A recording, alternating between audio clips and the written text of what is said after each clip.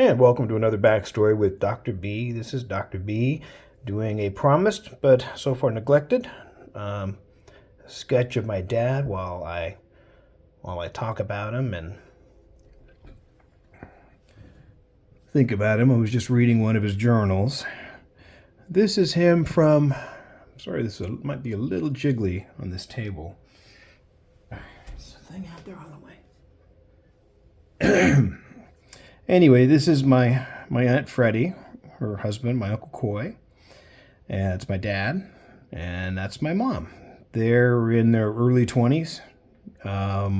This was taken in 1966, May 7th, 1966, at Finocchio's, 506 Broadway. Broadway was all the sketchy stuff back in the day in San Francisco. So they were out on a night on the town, and Finocchio's was a female impersonator venue where they would go to watch men dressed as women. Attractive women. It's part of the act. Now, my dad looks a little uptight, but that's just a moment in time. My Uncle Coy's relaxed, super good looking, and they're all out to be adventurous in San Francisco in the mid-60s. Oh boy, still skinny ties. So,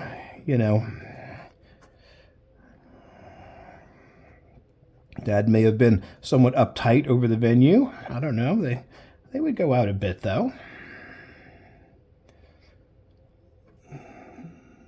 Oh, no cutout for the lapel? Really? Kind of slick.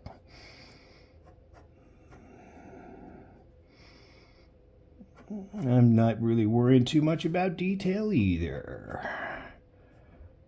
Got this coming down, kind of almost like a little tuxedo cut. We got a shirt. We got the lapel thing. I guess I really can't see it very well. Here, I'm going to pick it up and look at it. I guess it cuts off about there.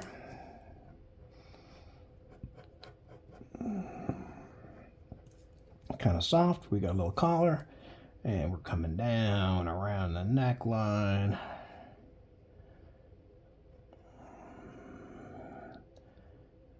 Got a little Adam's apple. He had a pretty big Adam's apple. Neck comes up out of the shirt.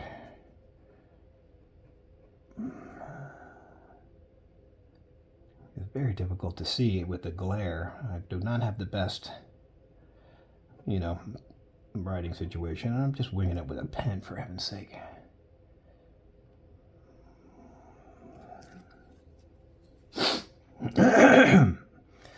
My dad was writing that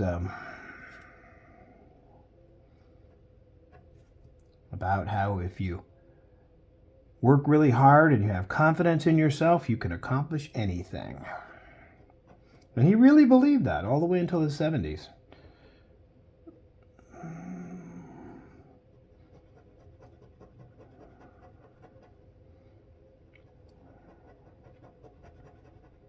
The value of self-sufficiency. He was in his 70s. He said he looked back at all the stuff that he did around the house, all the things he built, retainer walls and such.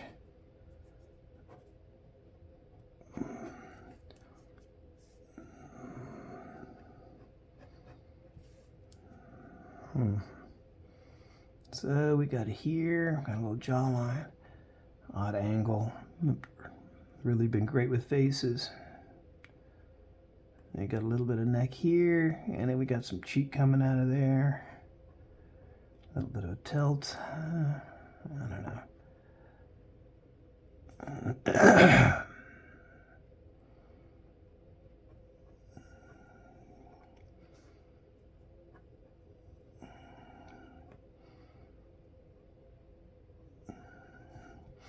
Most distinguishing feature, my father's head, were his ears. I think he might have been part Ferengi. My grandmother used to be embarrassed by them, so she would make him wear a cap.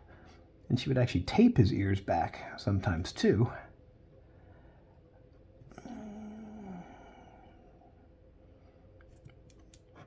Oh, this is getting weird. Whatever. You know, doing the hair as part of like the structure. It looks like it was, I know what it had in it, that's for sure. It had some serious Aquanet in that head of hair. And I guess the parts on the side, we got this coming down here. We got the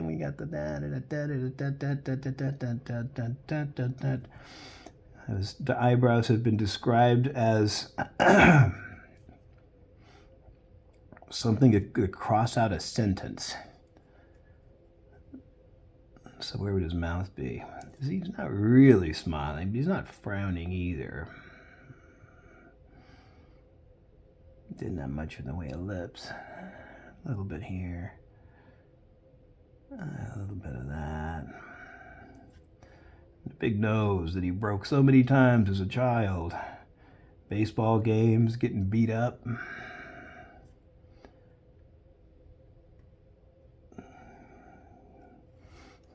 Rather benign. This really shouldn't go to there. And then, of course, you had that whole classic hair thing going on back in the 60s. It wasn't that big. I'd erase it, probably. I guess the hair goes this way.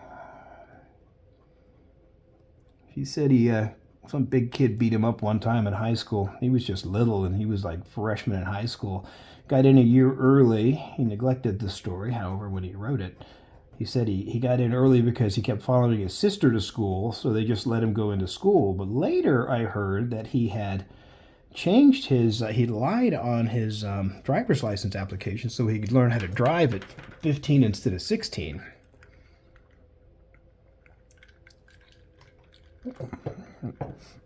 This is over way too far. That should be back about here, Leaning over toward Mom. Got an arm coming down there. Yeah, something there. I don't know, just a wrinkle in the suit or what the deal is. Anyway. Ooh, shaking the table.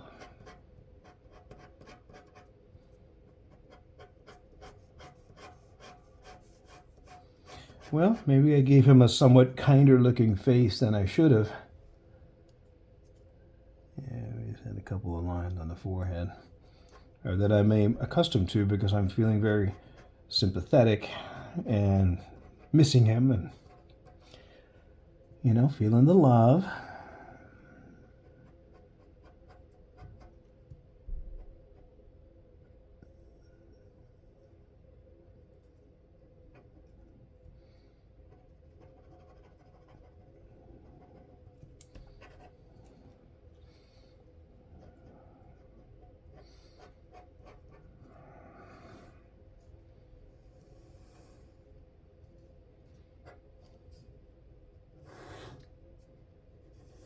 A little shaky here. I had been sick, though.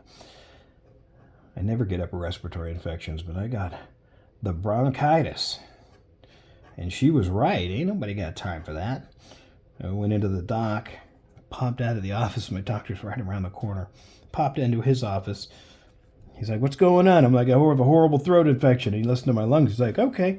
It was like 5-minute diagnosis. He says, you've got asthmatic bronchitis. I said, I have asthma? He goes, no, you got bronchitis like you'd get with asthma. He goes, you've got an upper respiratory infection. It just happened to go to your lungs. And I'm like, oh, he goes, you want to go hard or you want to go easy? I mean, to be aggressive, or I'm like, I ain't got time for this. Yes, be as aggressive as you care for. I got a little present for you. So he walks out of the room. He's back in like 2 minutes with a needle, jabs it in my shoulder, tosses me doesn't toss it, but hands me an inhaler. He writes out a couple of scripts, boom, bada, boom, boom. I was in and out in like 10 minutes. back in the office within 40 minutes, including drive time. And that's what I like about this old guy. He looked at it and so nonchalantly, I didn't even question it because he was like, yeah, I've seen this like 1,000,000 times. How about we just go ahead and do what I know how to do? And so I was down with that because I never take medicine, man. And I certainly don't take antibiotics very often. Look at this haircut right down to the eyes. Mom, they're stylish do. And that's coming around here. Again, they all look like helmets. But then she's kind of got almost like a Betazoid head thing going on here, you know? Whereas Dad goes for Ferengi, Mom would be one of the other Star Trek universe characters. Look how far this back goes. This is like actually like not exaggerating. She got a little bang action. And then she got this coming. So come from here. It's all kind of vague. Kind of all erupts from the center. The way they would do these is they would put a little hairdo capsule on there and then shoot it with an infrared ray, and it would like extend hair out into this exact pattern. And then you'd have to feed it, and when you wanted it to go back to sleep, you know, you would just hit it with the ray again and it would pull in its tendrils and you just put it back in its box like a Pokemon. If you want hairstyles, you got to catch them all. But then they started sending tendrils into people's brains and causing mind control issues, so you know, it was a liability. Barely see your little eye over there.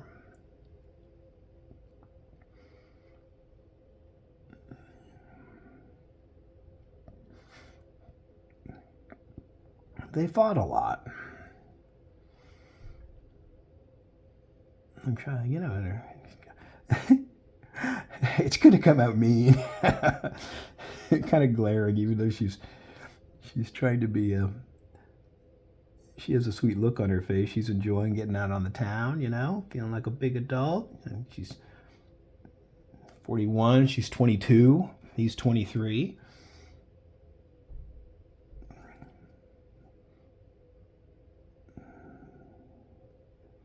She's got a big neck, a little bit too big. Make that hairdo look bigger, I like that. But what's going on here? What do we got here? Boy, talk about an interruption. Oh, she's got her bag. It's covering the edge of the table there. It's got a thing.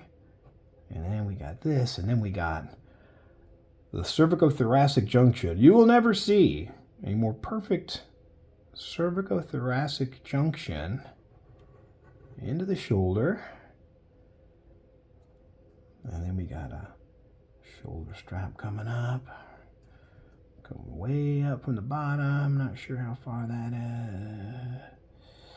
And just going for the feel of the trunk. Coming around. Over there. So you got a little neck here. She got her traps. Not a lot of muscle definition. You can kind of see her AC joint here. Got a little bit of a deltoid shadow there. And then the neck starts like right here. Look at that freaky looking neck. I wonder if she was one of the dancers. Unlikely. She's just been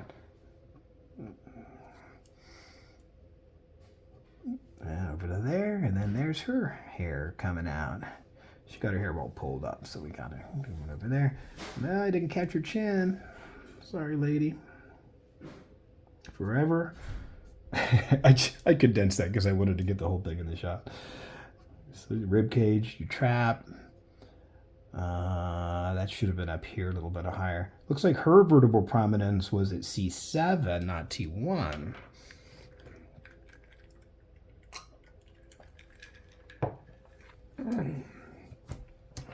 Anyway, a child's cartoon. Child quality. 13, 24, a little short of breath. Well, it's nice talking to you, Dad. I'm going to read a little story.